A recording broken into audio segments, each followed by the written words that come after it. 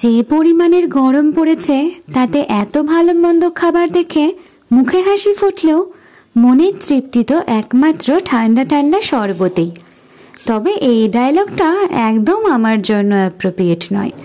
অন্যদিকে যখন ভালো মন্দ খাবার হচ্ছে তখন সবার আগে আমি প্লেট নিয়ে হাজির হয়ে যাচ্ছি। যতই গরম গরম করে চেঁচাই না কেন, সামনে যদি চলে আসে মায়ের হাতের স্পেশাল রান্না, সেটাকে কি করে অ্যাভয়েড করি বলো তো?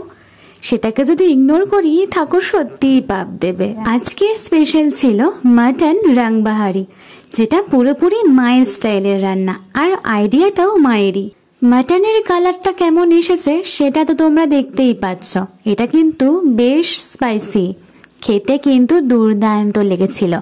তার সাথে আমি বলেছিলাম ফ্রাইড রাইস করতে, আর সেখানেও একটু বেরেস্তা অ্যাড করা হয়েছিল, কারণ ফ্রাইড রাইসে আমার বেরেস্তা দিয়ে খেতে বেশ ভালো লাগে।